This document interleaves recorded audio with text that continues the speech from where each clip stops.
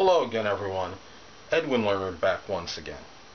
In this YouTube astrological segment, I'm going to be dissertating and talking about having configurations in a natal chart.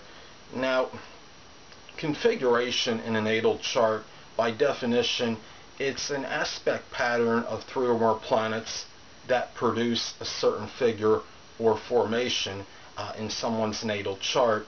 It could also be in transit. There can be these kind of configurations and formations as well, which could have more of a collective or global impact or effect on others. Now, the thing about these configurations is that you could have some that are positive and some can be negative. Even the negative ones, you may be able to find positive in them if you're able to work through the, I guess, as I would say, the exasperation and tension that would be connected with the negative aspects within that particular formation or configuration. Now, some of the configurations I'm going to be talking about in my future videos. I'm going to be talking about T-squares, and T-squares are formations that or configurations that consist of an opposition and then a square to each of those planets in the opposition. And what I want to say, I'm going to backtrack a little bit.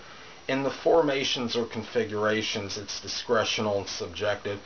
A lot of people don't think they can use the ascendant or midheaven or maybe Chiron, which I consider a very prominent or significant asteroid, or using the nodes in them. But I think you could use the ascendant, midheaven, Chiron, and the nodes, but the aspect configuration may not be as powerful. The planets supposedly are more are going to be stronger in the configuration, but I think I look at the ascendant and midheaven is pretty important as well. Now, I wouldn't use the ascendant and midheaven in configuration because you'd have some, say you're looking at someone's T-square.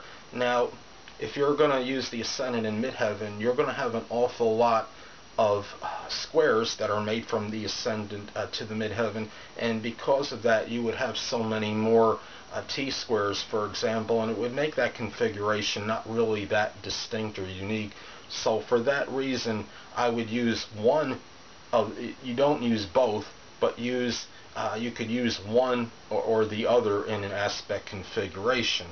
Now, and the same would go for the nodes, because if you're going to use the south node and the north node, well, you already got two of the three elements right there, so you would use one but not the other. So, and when I say the elements right there, if you use both for like a T-square, for example, all you have to do is find that one planet or element, that piece that would fix the configuration or that would complete it, and you would have an awful lot of people that would have those T-squares, and that would make it less distinct and unique.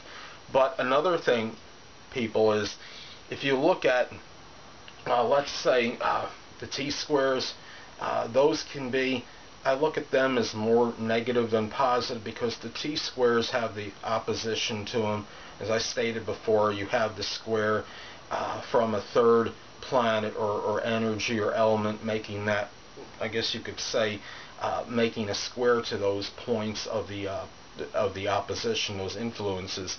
Now, T-squares, the positive in them is that you can have an awful lot of concentration of energy of that particular element, and if you somehow can work through the exasperation and tension connected with it, you could achieve strong results and do something very perhaps productive and have inordinate achievement with it. Now, the grand trine is really, grand trines are really like the antithesis or opposite. Grand trines are like, I mean, they're very auspicious. You have three planets or the ascendant, midheaven, or one of the nodes in it, and you're going to have something that's very positive, flowing, auspicious. You have all those energies, you have 3 points in it, and they're all going to make 120-degree aspects to each other. And the orb I use 10 degrees if it involves the midheaven, ascendant, or personal planet, and then 8 for the rest. And if you have, like, say, a grand air trine, that could indicate a lot of strong, I guess we could say, verbosity, communication skill, intellectual ability. But it can be, on the negative side, it can be complacent, because a lot of times if people have sextiles and trines, they can somewhat get relaxed with those positives, with those talents or abilities or attributes associated with those aspects. So that's on the negative side, but it's more positive than negative, the trines, so far as grand trine configurations go. Now, another popular pattern we consider would be the yod, and the yod can indicate monumental achievement. But in a yod, let me describe what it looks like first. In a yod, you're going to have 2 planets making a sextile aspect, and then it's going to inconjunct a third planet or energy or influence, I should say, and you're going to have you have a positive with the sextile in the aspect. And the thing about a yod is it's basically configuration where you have that point on it that you could say what I call the apex, or the point that's making the inconjunct to the 2 planets or energies that are in a sextile to each other, and that's kind of that action point in it. And the yod can indicate perhaps you're going to have some with those inconjuncts, you're going to have that adjustment, or I guess you could say some tension mixed in with that. But if you can work through that negative, through that aggravation, exasperation with those inconjuncts, and you utilize the apex point to its max, that's the action point really of the yod, you can really produce some strong results. And I saw on some website where they said somebody that has multiple yods, it can indicate some kind of maybe a stronger propensity for health problems. I haven't really been researched that too much, but that's what it had stated in that. But that was just on one website.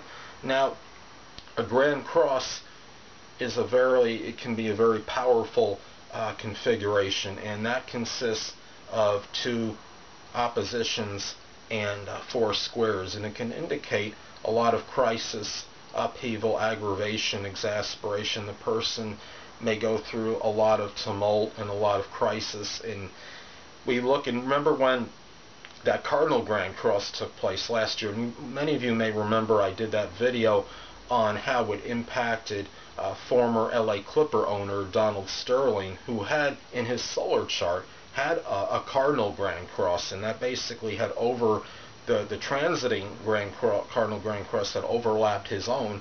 So it shows how he figured prominently in the sports world, and it had a very strong impact on him, I'd say. He wound up, I don't believe he's the owner anymore of the Clippers, so because of certain things that he had stated that were controversial. So, and really, what it comes down to is just you have configurations these configurations. I don't see them necessarily as stronger than, as I've stated previously, as what I consider the 3 main proponents in a chart, which are the sun, moon, and ascendant.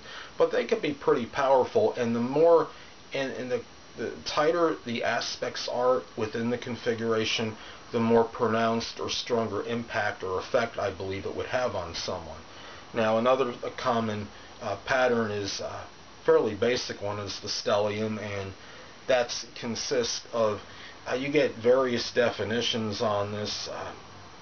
Basically, when I look at a stellium, it's you have a 3 or more planets that have make a series of conjunctions to each other, and it can indicate a strong concentration of energy that's associated with that particular sign and the house or houses that are involved in. A lot of times you'll have that stellium in one house then other times you may have it overlap and you may have the stellium in two houses. So you got to really flavor that and factor that in to the stellium. I have one in my chart. I have it in the sign of Cancer, and I have it in my second and third houses. So there's a lot of concentration of energy connected with the home, with emotion, and things that are associated perhaps with things of values and communication, because I have it in my second and third houses. So